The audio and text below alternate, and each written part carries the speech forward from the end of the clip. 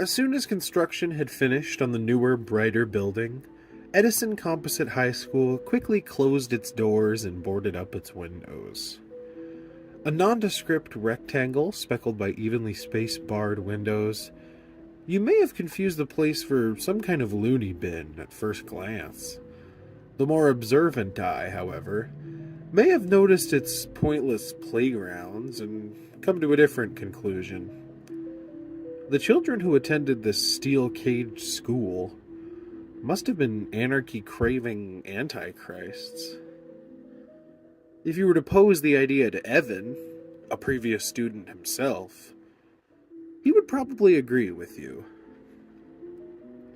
A quiet but passionate student, Evan was both appalled and afraid of the constant fighting between students. The big dogs of the schoolyard, the oil-filled brutes and brainless farmhand muscle, stayed at the top with intimidation and ass-kickings. Almost always undeserved, these beatings were usually saved for those who did the assigned reading and never called in sick. Evan was far from one of those kids, being just average enough in every way to overlook. Even though he had managed to survive the brash, battling student body, the building itself seemed to zap all hope and laughter before it could form. Edison Composite High School had an oppressive, uneasy atmosphere to it, as if the walls themselves had been constructed from boredom and misery. Made entirely out of two hallways stacked atop each other in a big, boring rectangle, the building stood like a time-beaten tombstone. A tombstone Evan knew like the back of his hand. A tombstone that had left him with no good memories whatsoever. Given the opportunity, Evan would watch the place burn with a smile. That being said, ever since the place closed its doors, Evan felt the pressuring voice of childish curiosity whispering through the wind of his innermost thoughts. Inside, inside. I wonder if I could get inside, whispered the lover-in-waiting. Over the next few days, Evan would only be further and further seduced by that inner voice. In class, at the dinner table, late at night alone in his bedroom, the voice kept him distracted and distant. Finally, Evan could take it no more. 2 weeks after he had first become obsessed with the place, he grabbed an old flashlight before saying goodbye to his folks and disappeared for the day. In the full light of summer, Evan hopped on his bike and headed for the secluded school. Finally able to see its strange shape ahead of him, Evan felt underwhelmed with what he saw. Far from the vine-covered gothic horror of any real haunted house, the school was as unsettling and uninteresting as a motel painting.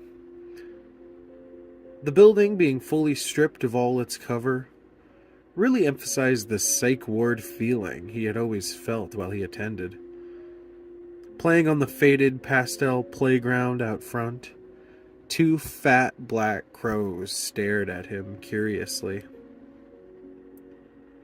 Putting down the kickstand of his bike and gathering his courage, Evan started to check all of the first floor windows. Working his way around the perimeter of the building, the first two windows Evan came to were as locked can be. Pushing as hard as he could in every possible direction, the pitiless panes of glass wouldn't budge. With no view inside the dark building, Evan moved on quickly. Motherfucker, the same curious voice in his mind lamented after his second window and second failure. Did you really think it was going to be this easy? It teased him pointlessly. Ignoring the constant nervous rambling inside of himself, Evan moved to window number 3. Expecting more of the same, he was surprised to see the dirty shoe prints stamped neatly on the hard metal windowsill. For the first time since this obsession had begun, Evan suddenly considered the possibility that he might not be alone once he finally crawled inside the old school. The thought gave him a shudder, but he moved on eagerly, regardless. Looking up from the windowsill, Evan grinned. Crawling up from the window like vines, Evan could just barely make out small, dirty smears on the corrugated metal siding. Smears that stopped suddenly, right at the window just a floor above him. This was some good bad news, as it meant he too would have to make the same climb to finally scratch his unending itch. Crawling onto the small windowsill took place in slow, awkward stages. First, he was on his ass, then on his knees, until finally he was standing a few feet off the ground and catching his breath. Standing on the windowsill, he knew the easy part was over. All that was left to do was carefully climb towards the second floor window. Very quickly, Evan decided it would be best not to overthink this. If he did, he would simply hop back down and head home feeling defeated. Before he could lose his nerve, Evan reached for the first almost rung on the building's almost ladder siding. As he rose higher and higher off the ground, Evan felt almost outside of himself. Only when he had both hands on the second floor window did he allow himself to stop for a quick look inside the building. Seeing no obstacles or enemies, Evan climbed through the window. Feeling solid ground under his feet, he let out a long, ghostly sigh of relief. Once his eyes had adjusted to the dark, cave-like building, Evan turned on his flashlight and took a good look around.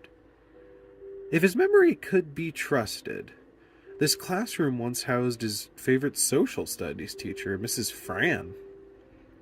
Now, the room was home only to the mildew-scented carpet and dust bunnies.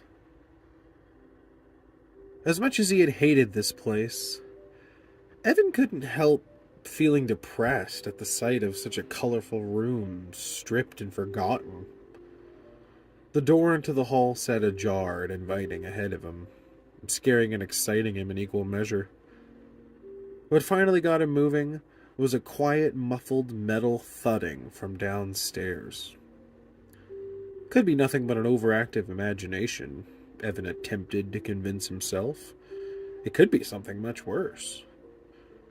In the darkest part of his subconscious, this thread of worry had already spun itself into a darkly plausible ghost story.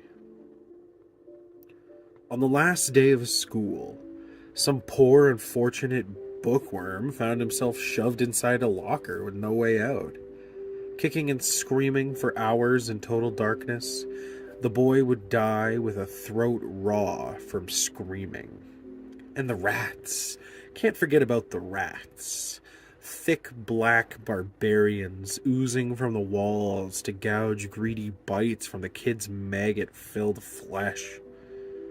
Stepping into the hallways, it would be impossible to overlook the locker full of rotten meat and ghostly groans. Going out into the hallway, he would come face to face with... Stepping out into the hallway, Evan was greeted by the same emptiness as the classroom. No lockers. No student bulletin boards. No pissed off ghosts. Just the same stinking carpet under a depressing duvet of dust. Believing he was alone, Evan felt his fear turning back into excitement. He could do whatever he wanted. But what exactly did he want? The principal's office, his subconscious purred. Waltz right into that principal's office and take a big shit right on the floor. Evan liked the idea at once.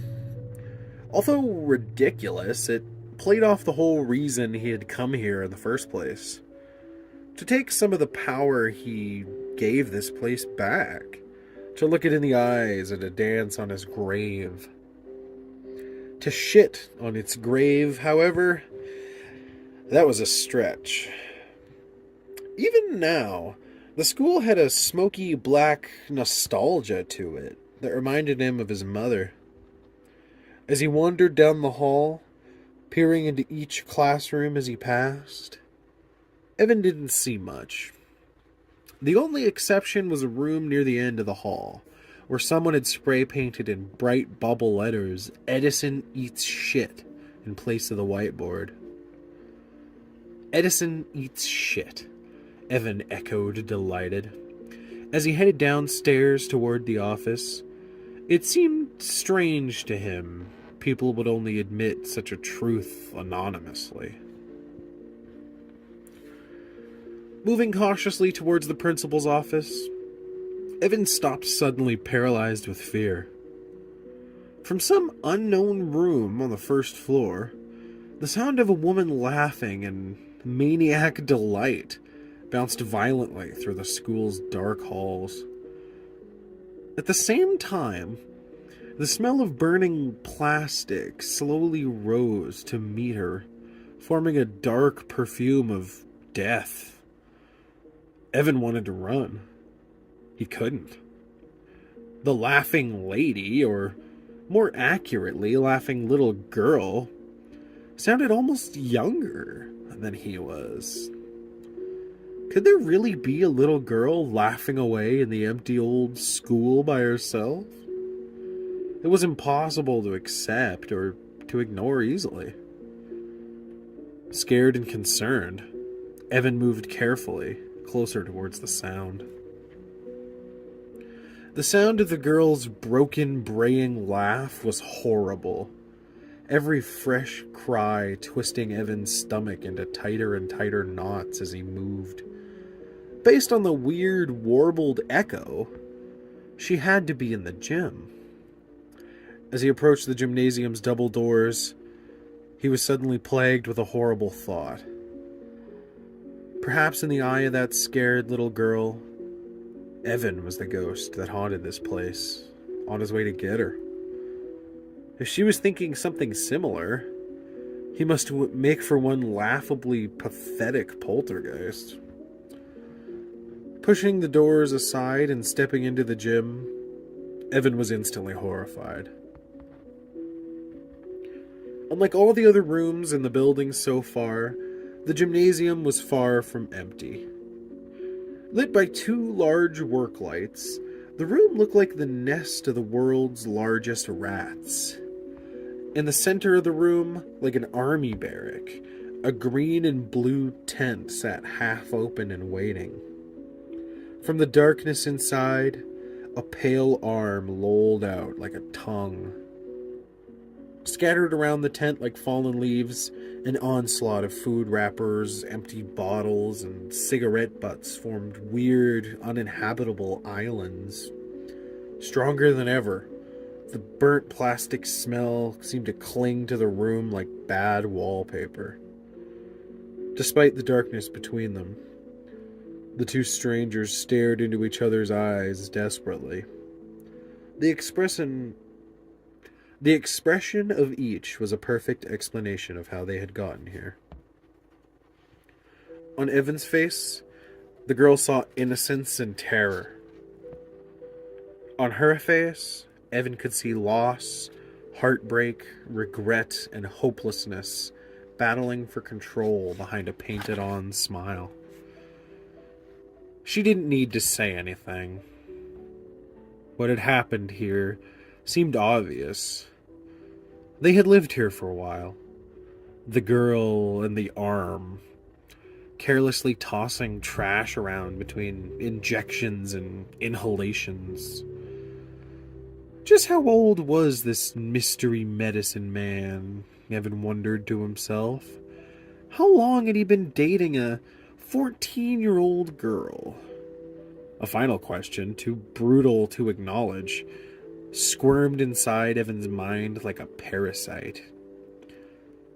How long had he been laying in that tent, dead and rotting? Evan, a normally quiet and passionate kid, wanted to puke on his shoes.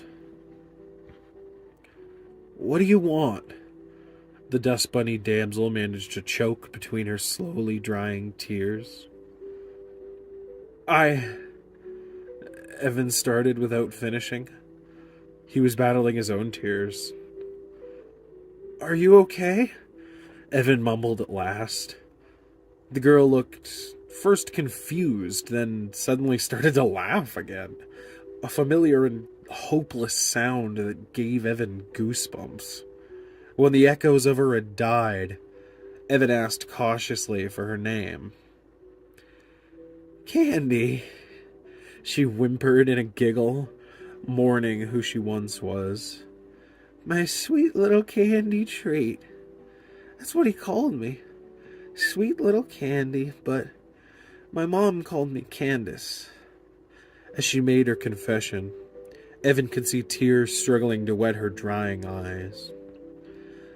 "But I'm okay. Really, I am," Candace that was exclaimed suddenly and enthusiastically.